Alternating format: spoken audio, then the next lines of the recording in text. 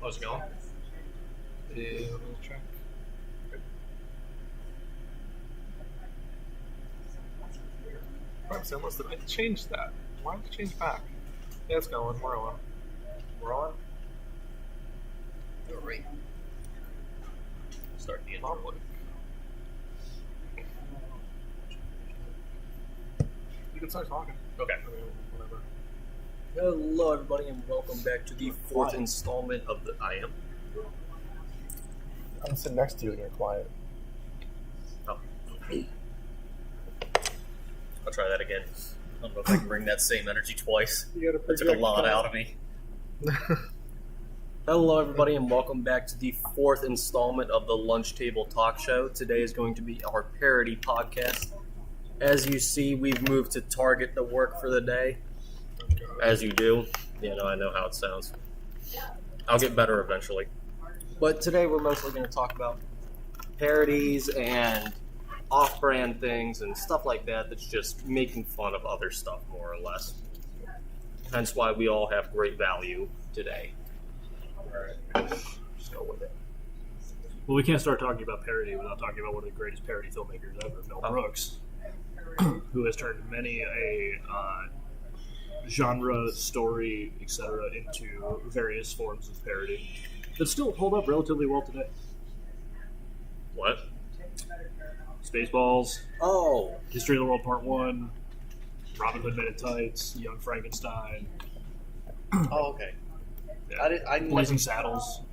Blazing Saddles is an interesting one. I was browsing the internet the other day, as you do, and I was reading this article about how Blazing Saddles supposedly helped to kill the genre of the Western in a significant sense, because all these tropes that were so common were called out by Blazing Saddles so hard that they just couldn't make anymore. It's a great movie.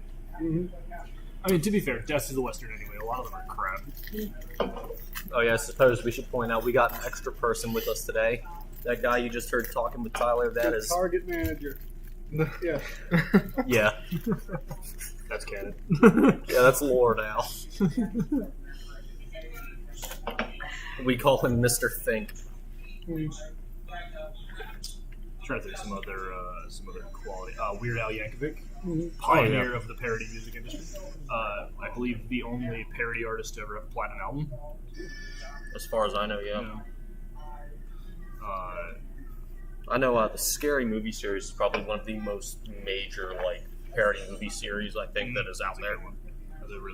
It was Scary Movie 1, 2, and 3 were really popular, and then they kept making them. They were awful. Yeah, I didn't mind the fourth one much. The fifth one was just kind of they were doing more modern scary movies like Annabelle and stuff like that, and it's just eh. Yeah, the 1, 2, and 3 are absolutely phenomenal. It gave rise to one of the greatest costumes that kids who never saw the movie in elementary school wore, which was the "What's Up" scream. Oh yeah, yeah. When I was in that movie came out when I was in grade school, and there were so many of kids that wore that costume and had never seen the movie. I didn't even know where it came from. I just thought it looked funny.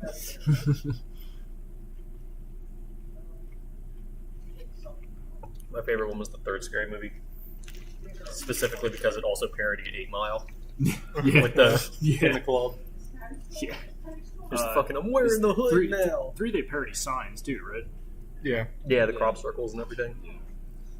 I think the second one might be my favorite. Take my good hand. No, I'd rather take the other one. This is my strong hand. I think the second one might be my favorite. I don't remember the first one. The first one was mostly Scream, right? Yeah, wasn't that? It was basically a parody of just Scream, with a couple of tropes thrown in. But I don't remember that one all that well. I watched that one recently because I had not seen it in double-digit years. It's all right. It's not. It still holds up relatively well if you know Scream. It holds up pretty well. Like I say, the second one and the third one are the one I remember really well. Oh, I have. The fourth one was War of the World and Saul. Yeah. Right. How'd they parody War of the Worlds? I think I've seen a scene from 4 where he cuts the wrong foot off. Yep. Oh yeah, And Dr. That's Phil. the very first scene I think. I think I've seen that It's Shaq specific and scene. Dr. Phil. Yeah, and he cuts the wrong foot off. It's great because Shaq picks up. He's like, ah, and Dr. Phil's like, you cut the wrong foot. Unrelated to parodies, we need to put Shaq in more things because his presence makes things better. Could you imagine Game of Thrones He brings the comedy. if Shaq was in that? Shaq versus the Mountain. Right? Who's Tyrion Lannister's big brother? Yeah. He'd have to be a bastard for probably obvious reasons. And the Lannisters, so he would be Shaq Rivers.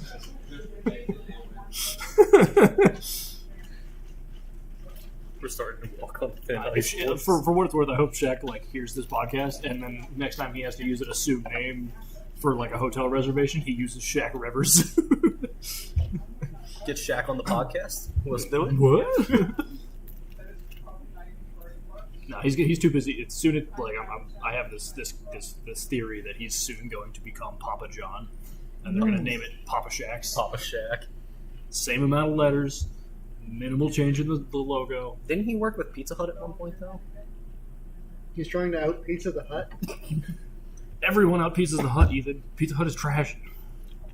Oh no. I don't know if they'll like you saying that, friend. You gotta. I disavow. Careful, Tyler, we're I will live. not be silenced by our corporate overlords. We're live. They can hear us. Be careful. Don't bring him into my target. If I The suddenly Pizza Hut death squads.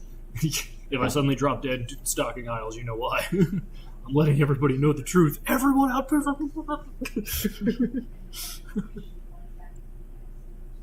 Back to a 3-man podcast as it should be.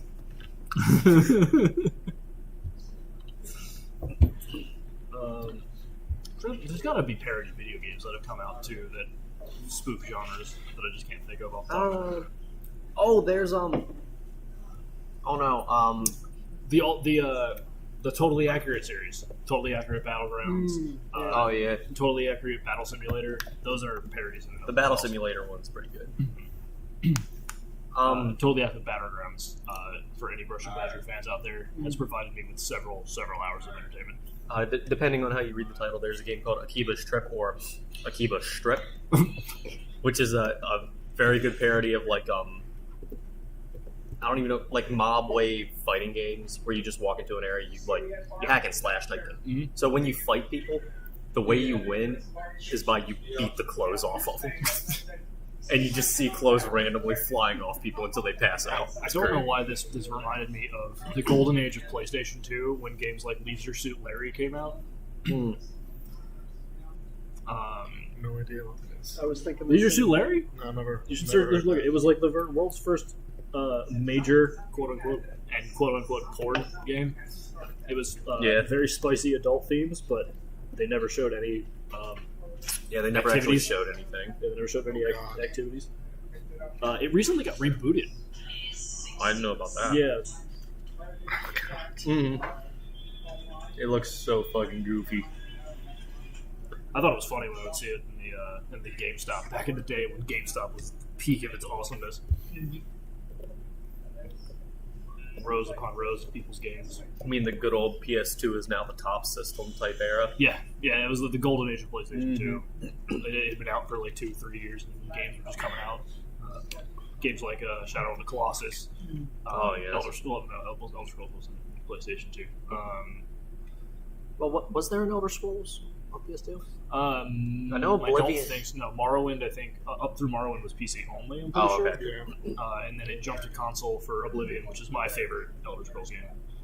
I played that. Overall, so here's the thing. I think Skyrim is a better quality game. I think the gameplay and the world and the graphics and everything are better, but I think the writing and the story in 4 is far superior to anything Skyrim put out. I never actually beat it. What? Oblivion. I've played I don't know how many side quests. I never finished the main quest. That's how you play Elder Scrolls game, Collin. Fair enough. Do you want me to tell you how it ends? Sure. So that you know the guy you saved, Martin? No. It's the first story quest. Oh, yeah. Yeah, you go save Martin from the Priory. He turns into a golden dragon and wipes out the Oblivion Gates Oh, okay, that's in cool. the Imperial City. So ironically, if I remember Martin, so Martin's like first thing you're out of the prison and everything, and actually, okay, Yeah. that was the only story mission I did. Yeah, he's the heir to the Septim's dynasty. I don't But- think I even got that far. Don't worry, it took me about 5 side quests to get there, but I think got there. I got lost in hell or something. Oh, I know what you're talking talking about. They got really good bows and arrows in there, let me tell you. They do. I had no idea when I did my first playthrough of Oblivion. I had no idea you didn't have to do every Oblivion Gate, so I did every Oblivion Gate. I rolled up to the Imperial City at the end of the game with like 15 sigils. I'm not gonna lie, I rolled up on the Oblivion Gate on accident, didn't even know what was happening. Yeah, that's how I found my first one. Oh, okay. Because you go to you probably were in Kvatch, I haven't really played Oblivion. the city Oh. that gets run over by the like hordes of Skyrim. Oblivion. I know what it is. It's Oh. Elder Scrolls. Yeah, it's Sorry. so Skyrim. If you picture the map of Cyrodiil, which is the world of it, Oblivion takes place in the very center of it. Skyrim is obviously in the north. There are mods and stuff that people are working on right now that you can walk out of Skyrim and into an updated version of. I forget what the Imperial City is. Cyrodiil is the world. I can't remember what that specific center is called. Talking about Scary Movie. No, you're good, I'm just reading comments, keep going. No, that was it. Oh, okay. I know there's some decent parody animes and like cartoons. One Punch Man. One Punch It's Man. 100% a parody of superheroes and anime tropes. Yep. Any of that like super shonen-y action stuff, it's just a parody of that. It's one of my favorite ones too. I was telling you about an anime called Blood Lad, where he literally does a Kamehameha, but he's just a weeb he's a vampire weeb that reads about it. So he tries to do it in real life, and it almost works, except for the fact that he gets kicked. He gets just like fucking running jump kicked. And the dude goes, "That's such a stupid attack, it takes so long to charge, you're never going to do anything with it." To which he defends Goku and says Goku could solo the universe. No wrong. Even if he's not strong enough, the power of plot will make sure he does it. Mm-hmm. Plot armor is the strongest armor in the world. You could even beat the Ultramarines. Yeah, probably. You know, it's funny you mention that, because in a way, 40K came about as a parody of Grimdark. Because of its because it's so extreme in what its like content and story and stuff. It's a parody of like Didn't they coin the term Grimdark though? probably, but it's a parody of like Yeah. hyper militarism and imperial expansion and shit like that. So. Star Warp. You guys know the show The Amazing World of Gumball? Yes. How that obviously has parodies and references to other stuff, like when he went Super Saiyan, So and the other time when he tried to go Super Saiyan but just made his tail grow long. Yep, both pretty good scenes. In fact, I think they happen back to back. I like when shows do parody episodes very well, or even references to old episodes. And when they do it bad, it makes me mad. I've never watched this show, but I remember watching or passing through my living room as a commercial was happening for a show called The Goldbergs, in which they were referencing The Breakfast Club, and it just looked like a pile of steaming hot shit. Well, when it comes to Gumball, so China doesn't really like American media, What? you know, as you do. So they made a complete ripoff of The Amazing World of Gumball called Miracle Star, where they literally, it's the exact same plots and everything. Like, it's literally the same episodes. They just plastered their own renditions of the characters on top. Amazing World of Gumball did an entire episode making fun of Miracle Star, where they have the Miracle Star characters on set and they're making fun of them, saying they're copies and hacks. That's awesome. Yeah, no, that's fucking great. I think we need to keep, like, I always worry because parodies fall under the, what was that clause? I can't think of free, not fair use. That's a parody game? Achievement unlocked. Bro, I played the shit out of it. Sorry. The fair use and copyright clause, where as long as you're doing it for, it's like why a lot of YouTubers can do like history yeah, shows if or it's music, transformative. yeah, or educational of some sort. I always worry that somebody's going to get mad, that somebody's going to make such a good parody of something that dunks on it so hard they get that clause removed. But I think parody's a good backbone and a good place for people to get started on like understanding game. what That's makes one of the things ones funny. One of my favorite things to do when I was in college was parody write of, like, parody hero sketches games and for our stuff like improv that. club. So I wrote a sketch in which we parodied Romeo and Juliet, and Juliet comes out, does the Romeo wherefore art thou Romeo, and Romeo's best Oh, friend just yells, "Shut up, Lord of the Juliet! He's playing Call of Duty." Oh, yeah. Stanley Parable? Is I it thought that was a parody? custom thing. Stanley Parody is a parody. It's a parody. Apparently, that's what this says. Are you sure you're just not construing parable with parody? No, we got a list of. I mean, I Parody suppose you games could selling call what's it a parody because I've never played it, so I don't know. oh, Octodad can, I guess you can kind of call a parody. I don't know if you can really actually. Not thinking about it, it's more absurd than parody, yeah. which is So a great game. it's by the way. making fun of the idea that you have like a set path in video games that you have to follow and everything. Apparently, which is pretty obvious now that I think about it, is that South Park: The Stick of Truth is a parody Yes. of Lord of the Rings. So is the Fractured But Whole. That's a parody of yeah. superheroes. They're, honestly, this for Yeah. and I can't praise them enough because I've seen every episode of South Park to That's date. No More Heroes. They're the greatest You work of play as social Travis satire and in our lifetime. really They need to don't be play the given, game. like Trey Parker and Matt Fucking Stone need weird. to be given like lifetime achievement awards Man, by make fun of the somebody hero whenever they games, decide it's to like- hang it up. They even did a movie. So, have you ever heard of Basketball? Yeah, Yeah. Have you seen Basketball? long time ago. Okay, so No. Basketball is Trey Parker and Matt Stone, the creators of South Park, made a hilarious sports movie parody. So it parodies the social impact or social importance of sports. They invent a whole new sport, and it gets super popular, and it's full of ridiculous nonsense, including a cameo by the late Dale Earnhardt, which I think is one of my favorite parts of the movie.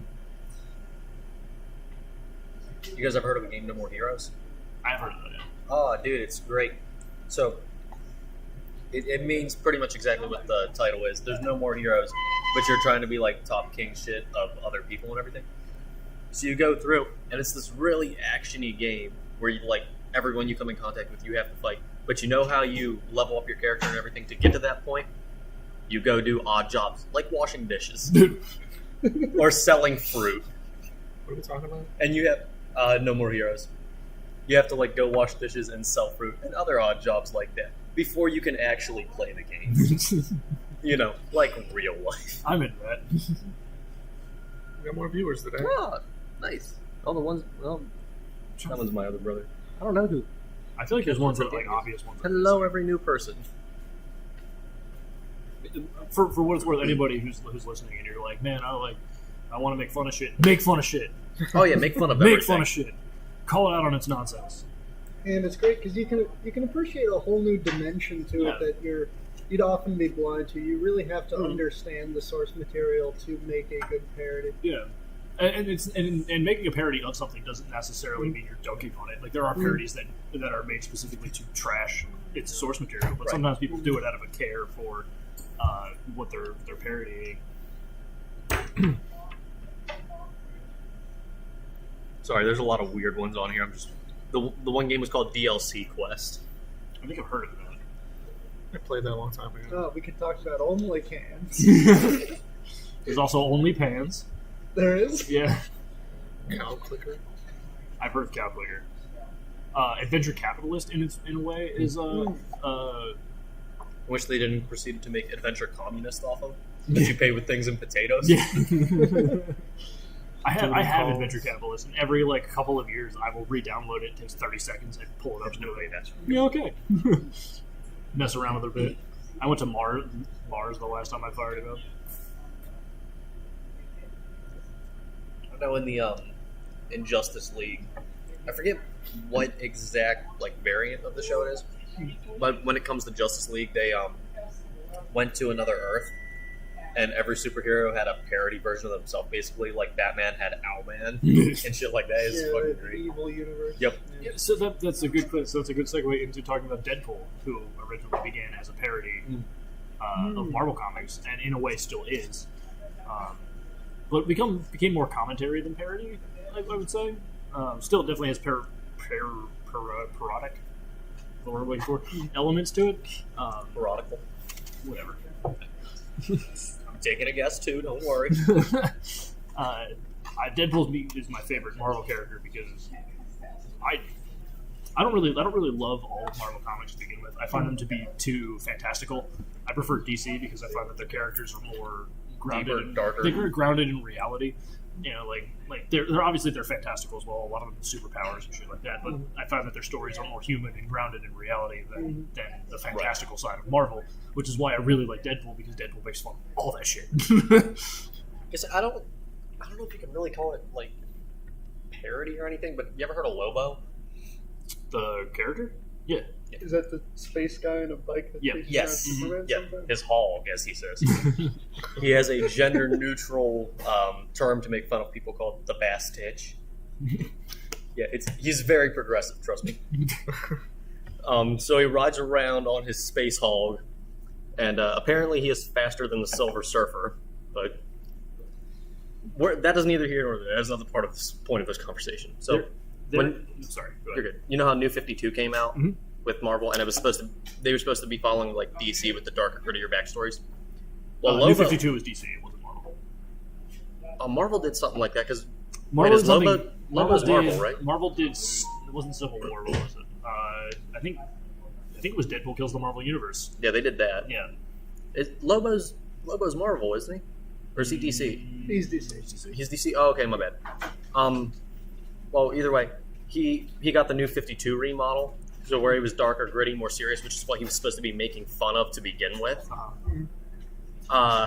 Eventually, it was getting unpopular, so the way they retconned it, they brought regular Lobo into the New 52 universe and had him kill his New 52 self. I am so mad at the New 52. So I collected comics briefly during the time that the New 52 was happening, and one of my favorite characters ever is Grifter, who is a very unknown DC character. He's a very similar vibe to. He looks similar to Deadpool, which is what a lot of people think he's just like a Deadpool knock. But his story started out so good, and then it got so bad so fast. Because Grifter's a former U.S. Special Forces, who there is an alien invasion that is happening in which they are implanting their consciousness in human bodies. Mm-hmm. And what happens is he wakes up during that process and then absorbs the power from the alien race, and that's what gives him his his super speed, super strength, extra whatever, makes him super awesome. The good shit. It's just from there, it just kind of nosedives off the cliff. They're like, oh, cool, now he's got these powers, and then it's like, here's a love story, and I'm like, but I want to see him do stuff. Tyler, nobody cares about the single's opinion. The other thing I hated, The other thing that bothered me to the fucking moon about New 52 is that you'd be reading a story arc, and it's getting meaty, and it says this finishes up in The Flash, edition number 16, and I'm like, I'm not gonna buy The Flash. I bought the Grifter to read about Grifter. Still have those comics. What do we count Dragon Ball GT as? Shit. Yo, come on now. If you take GT for what it is, as a pile of steaming garbage, and just watch it to have a good time, it's a good time. If you take it as a direct sequel to Z, it'll piss you the fuck off. Well, it's better than Super. I haven't even seen Super. It's got some okay things out of it. Oob's gone. They just forgot about him. They never really. I don't think in GT. No, GT he got brought back to get shit on, and that's about it. Yeah, like Goku leaves with Oob at the end of the Buu saga. Which shout out to Goku for continuing to be a role model to terrible fathers everywhere. And then GT happens, and he just doesn't show up for a while. Man, imagine leaving your kid to raise another kid. Yeah, right. It's crazy. He's got Goten, who is Oob's age. Oh yeah. And Gohan is having kids. I forgot about Goten. Gohan's about to have kids. And Goku's like, I'm gonna be gone. I don't know how long I'm gonna be gone for. Okay, bye. Yeah, don't worry. After all that training, when Oob came back in GT, he came back to fuse with Buu, and then get his ass beat. Why didn't he take Goten with him? What? Why didn't Goku, when he left at the end of Z, take Goten with him? Because Chi-Chi said nah, brah, so Goku said bye, brah. Ridiculous. Honestly, I feel GT's better. Like, Super's got some okay transformations and everything we're getting out of it and stuff, but GT did give us Mustache Vegeta, so I still think that's the worst Vegeta, but I think you are incorrect. I think you short put hair Vegeta's mustache good. Vegeta in the Bad Man shirt. I think the reason I'm so for GT is mostly because of Super Saiyan 4. That just feels like such a good design. Yeah, but the way they go about revealing it is pretty not great. The way they turn into the giant ape and then shrink back down. Plus, Vegeta having to cheat to get the yeah. that whole thing was not great. Well, and I feel like it's just because of the way they wrote the story. Like, Vegeta as a character, I feel, would have got to that point. It's just the fact of, like, I think the moon was blown up at the time, and that's part of the reason why. Doesn't You have to go Piccolo blows up the moon in like A few early times. episodes of Z. It comes back. How many moons do we have? It comes back relatively often. I wonder if they wish it back. To be fair, I'm Can pretty you sure. imagine the amount of tidal disaster that would cause to blow up the freaking moon? To be fair, I don't think It would Goku also even. fuck up our orbit because the moon keeps us in the orbit that we're in. If I remember right, Goku didn't even see his own moon on Earth. He was on another planet at the time because Earth was gone.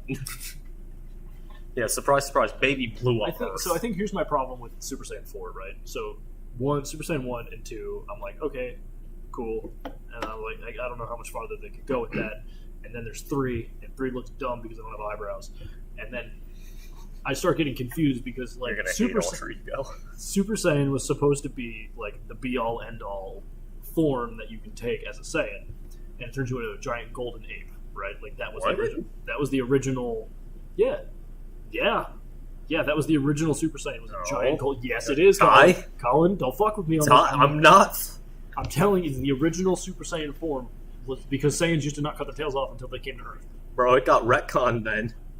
I'm telling you, in the Z canon, they talk about the Super Saiyan in depth in one of the 6 episodes. Side note: I love the slice of life episodes of DBZ. There's like in the 6th episode between whatever battles they talk about Super Saiyan and how it turns you into a giant golden ape. I think it's during the Frieza saga. Oh shit, it got retconned then. So I was confused as to like at what point do we stop? How many Super Saiyan forms are we going to go to until we get to the giant golden ape? Like, is the golden ape still that, or is it like is Super Saiyan 1 the no tail version of that? Like, it's not ever really explained. Well, I will say, I think Super Saiyan 4 was supposed to be like the pinnacle Saiyan because it was literally regrow your tail, go back to your roots, return to monkey.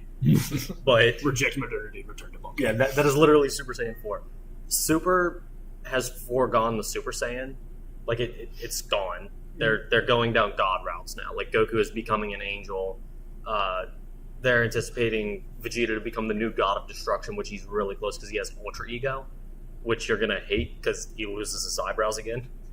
It's so dumb. But It's such a dumb it design is cool. decision. It's like a dark purple aura and hair and everything, which looks really dope. Why does he have to lose his eyebrows? The more he gets hit, though, the stronger he gets. Literally, the only thing that limits him is his stamina, which It's is been a really Saiyan thing forever.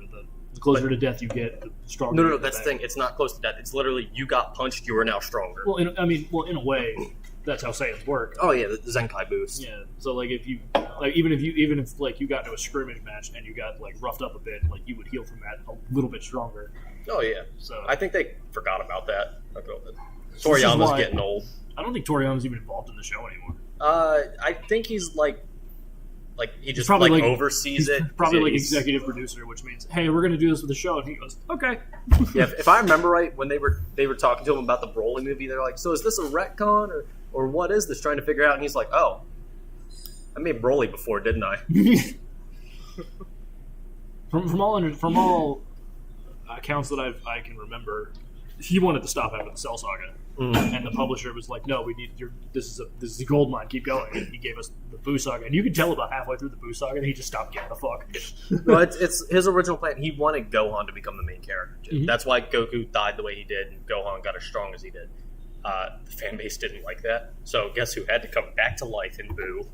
And then leave again. Yeah, and then leave again to come back again. It's funny you say he's going to be an angel, but like he's the worst father ever. Well, So, not an angel as in like an angel. In Dragon Ball, angels are Whis, white hair, blue skin. Yeah. Those are the angels.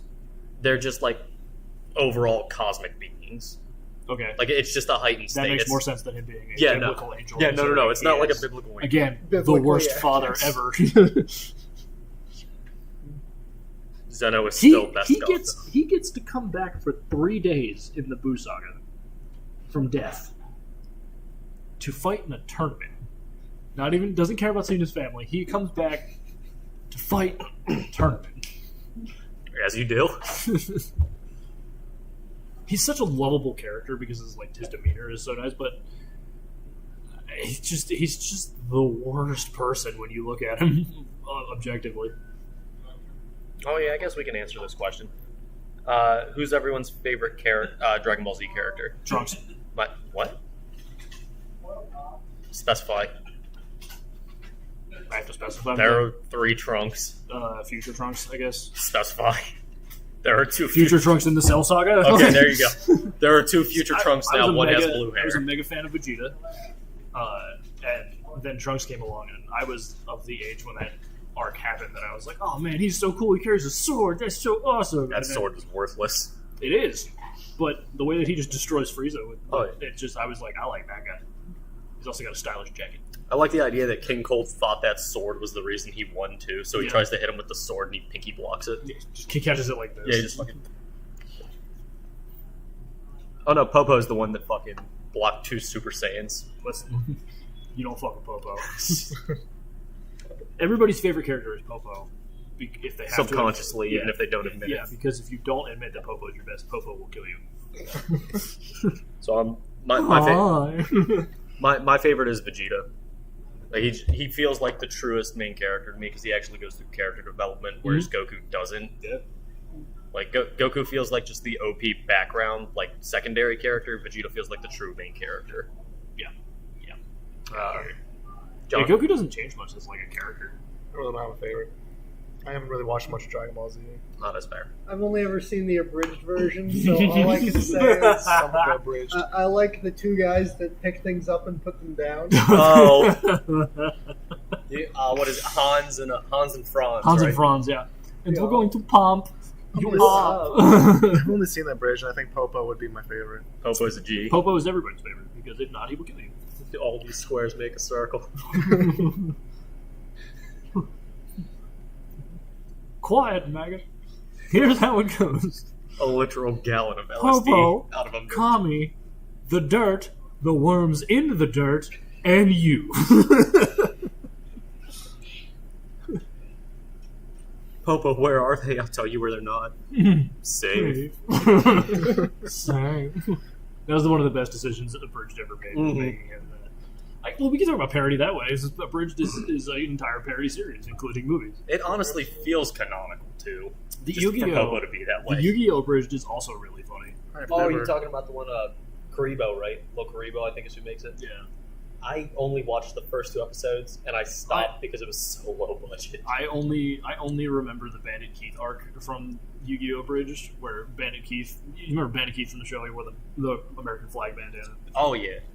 He constantly keeps making up references to America throughout the thing, and then you find out at the end of the episode he's Canadian. He's like, I'm here to steal your cards in America, and he does shit like that. The whole and he gets pushed off of like the premise of the episode of the show is so stupid. Bandit Keith steals Yugi's puzzle, nails it to the side of a stand, which is one of those holodeck things that they play the game on. Right. He gets pushed off of that, and as he's falling, he goes, "Whoa, in America!" And at the end of the episode, he's literally standing on a backdrop. He's like, "It's good." He's got some flags. It's been changed to a Canadian flag. Then, and he's like, "It's good to be home in Canada." It's so good. Know what I wish got a bigger arc in Yu-Gi-Oh! And didn't? Dungeon Dice Monsters. I hated Dungeon Dice. What? Yeah, Devlin's a dickhead. Oh well, okay, that's true. The game seemed like like a the cool game concept, seemed really though. cool, but Devlin was such an unlikable prick. Yep. And he never gets better. Like his he I shouldn't say he never gets better. He gets marginally better when he starts feuding with Joey because they turn him from like being a pretty boy prick into the co. There's a Game Boy game of it. Oh, Dungeon Dice Monster? Yeah. Nice. I think I played the Game Boy What game. is that? So it's instead of like traditional Yu-Gi-Oh, where you just play cards, you roll dice that then open up and make you like paths paths have to intersect for the monsters to actually be able to fight one another. But it's all based on luck and how you roll your dice down on the field that it opens up. Are you sure it involved rolling dice? Because I'm pretty sure that it was some kind of like dice tower that dropped dice to you. Oh, it might have and dropped. You placed them in the square, and depending on the monster you had, it created a pattern that monster could. Oh, okay. I thought you rolled. So connected. I gotta take a phone call. Of course you do. Connected patterns and stuff. I'm wondering that anyway. I'll be right back. Yeah, and like it makes patterns out, and that's the way that they can walk, and if they connect, you can walk onto somebody else's path and fight their shit. What I never understood about Dungeon Dice Monsters in general and how it became to exist in the Yu-Gi-Oh! Universe is it's a direct ripoff of Duel Monsters, except uses dice instead of cards. Like, it uses all the same creatures. Like, how is Pegasus Corp not gonna sue the pants off of Duke Deadlift for being a punk-ass bitch? I hate that guy. He didn't set up his open gamer license. Oh my god, don't get me started. I could rail for hours against Wizards of the Coast and their stupid business decisions. The only thing that's good that's coming out of this is that so far 3 companies that make 5e related content have come out saying we're making our own games, fuck them. Hey. For people listening who might not know, Dungeons and Dragons for 20 plus years had an open gaming license that allowed people to make content for their games and make money off of it.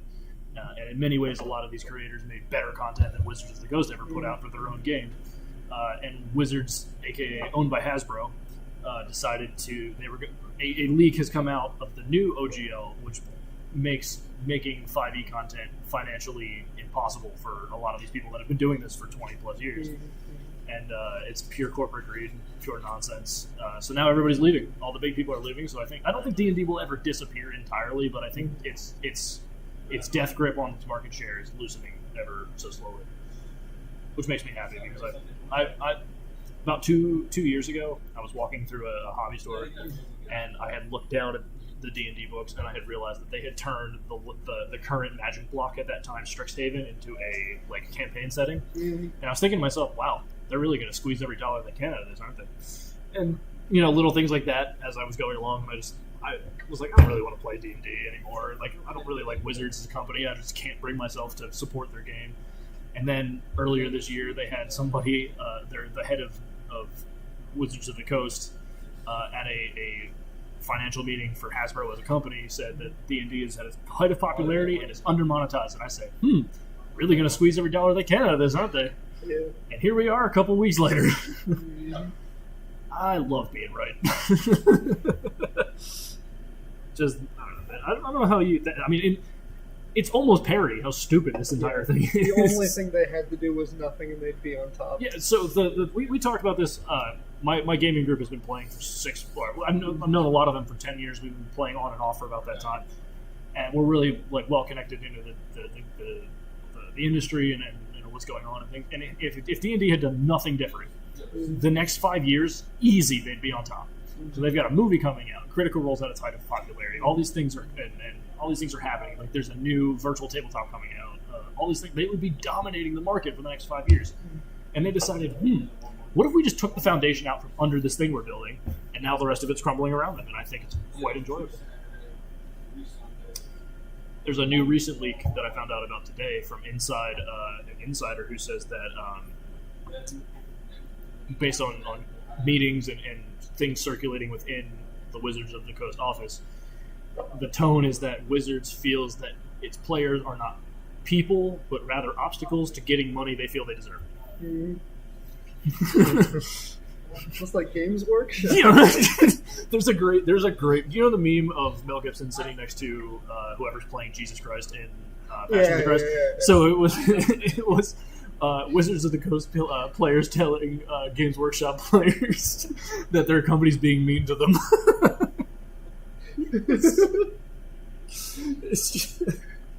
I've seen another one of the first time meme where it's like, Wizards of the Coast, we hate our players. Games Workshop people, first time.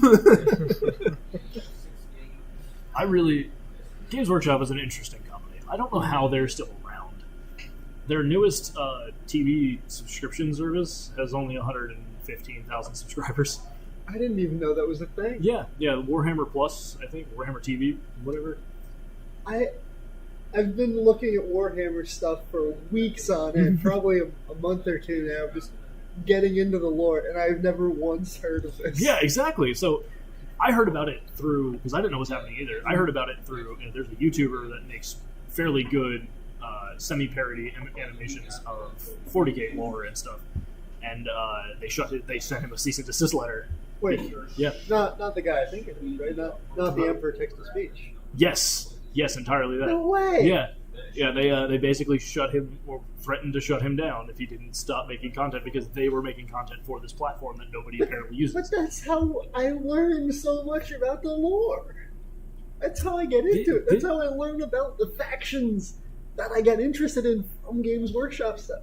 This is why I say that the tabletop industry is so much different than any other industry that exists, because people don't play your game because of the game. They play your game for the connection between themselves and anybody else at the table. Mm-hmm. They can take that and do that anywhere else. Yeah. And it's more like an MMO than any other type of game. Yeah. And when you... The only thing that community can do is build your brand, right? Like, D&D got big because it was in a major TV series. That brought a lot of people in. Critical Role happened.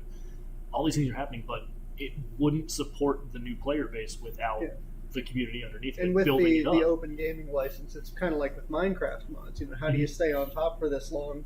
You allow your community to make all this new content for you, so without additional investment, you remain popular without the extra work. Yeah, maybe you're not making as much money off of it as you would if you made it all yourself, but... Right. And the thing that kind of... I sit on the fence about this quite a bit, is that the open gaming license does not give Wizards any royalties at all. I understand them wanting a piece of that, but 25% of anything over $750,000? Yeah. The Kickstarters for D&D stuff can hit the millions, like the new modules or worlds and supplements, stuff like that can hit the millions. If you aren't prepared for that, suddenly you hit $750,000 raised, and now you're paying 25% out of the top of that. Yeah. Right. Ridiculous. All right. Well, now that we lost Collin, I'm going to say goodbye to everybody. Goodbye on behalf of Collin, myself, Target manager. John, Target manager, even. This has been the lunch table at Target. thank you guys for watching. Yes, thank you. See you in the next one. I said don't get me started, and you got me started. I did.